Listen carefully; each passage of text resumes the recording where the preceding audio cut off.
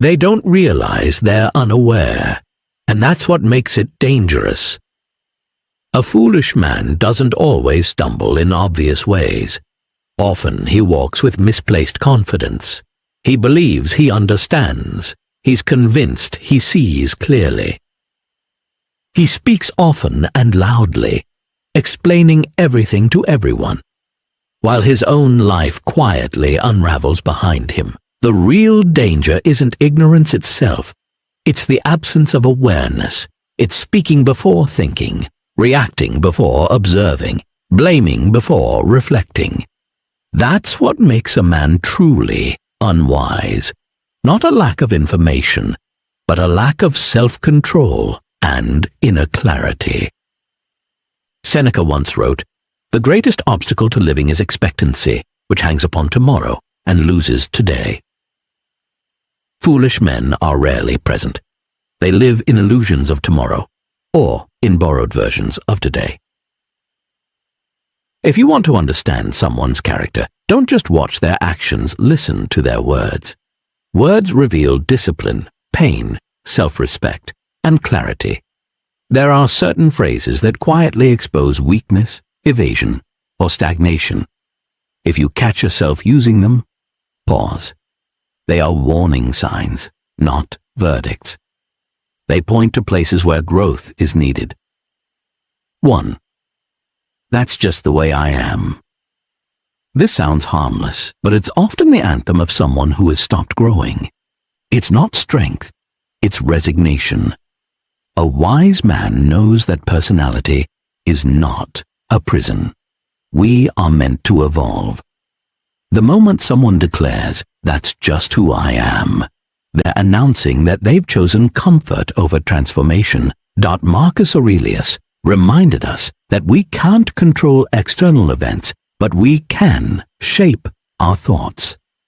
A man who refuses this responsibility blames his past, his circumstances, even his zodiac sign, treating his flaws like destiny. But the truth is simpler. You are raw material. Each day you shape yourself, or you let yourself decay through excuses. 2. I don't care what people think. On the surface, this sounds strong, but often it's a shield. The man who declares this loudly is usually the one who cares most. He wants others to believe he's above judgment, but inside, he's fragile, driven by ego, easily disturbed by opinion. The Stoic doesn't need to proclaim indifference. He practices it. He doesn't wage war on others' opinions. He focuses on mastering himself. Epictetus wrote, "It is impossible for a man to learn what he thinks he already knows." True strength is quiet. Those who are genuinely secure don't need to convince anyone, not even themselves. So when someone insists they don't care, look closer. It may be bravado masking insecurity. Only those unsure of themselves need to broadcast their strength. He's likely clinging to attention because insecurity often disguises itself as loud certainty. Those who are truly at peace don't need to prove it. 3. It's not my fault. This is the anthem of avoidance. The man who always points outward to his parents, his boss, his ex, the economy, the algorithm slowly gives away his own power. Each time he shifts blame, he steps further away from authorship of his life. It's a subtle kind of spiritual decay, because when you surrender responsibility, you surrender influence. You become a passenger, not a driver.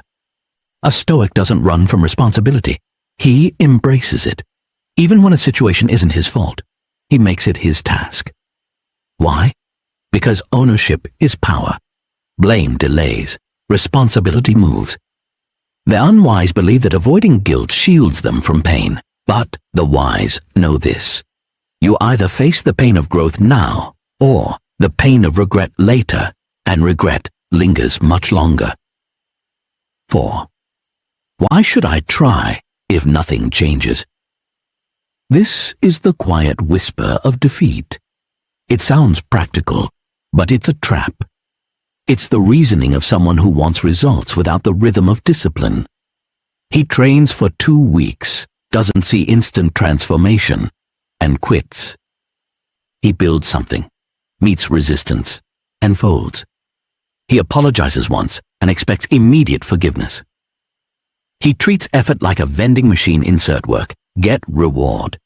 But reality doesn't work on demand. Stoics live by process, not applause. They act because action itself shapes the soul, not because every attempt guarantees an outcome. Miyamoto Musashi didn't ask if a single duel would change his destiny. He simply prepared, trained, fought, and repeated, because the value is in the doing. The moment a man asks, "Why try?" he's already dimmed his own flame, and a life without fire slowly collapses in on itself.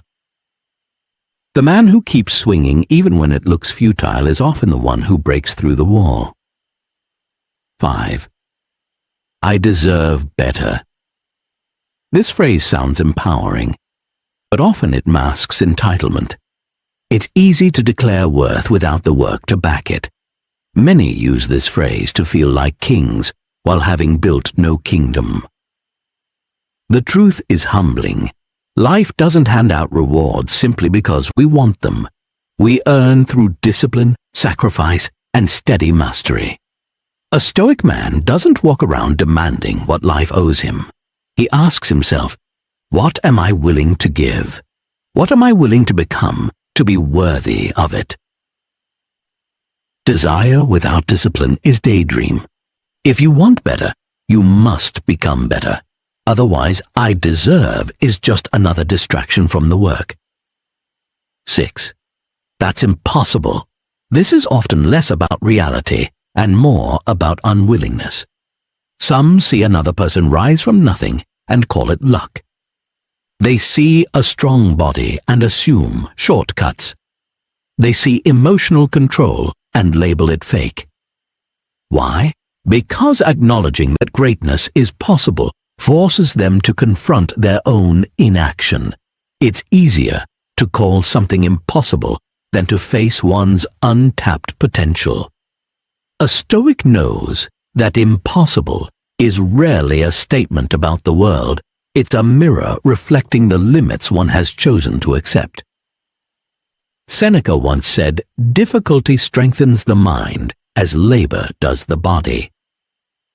But many resist this truth. They don't want to be strengthened, they want to be comforted. Instead of expanding their perspective, they dismiss anything that challenges it as impossible. They take shelter in mediocrity and defend it with laughter. But avoidance doesn't change reality. Growth begins where excuses end.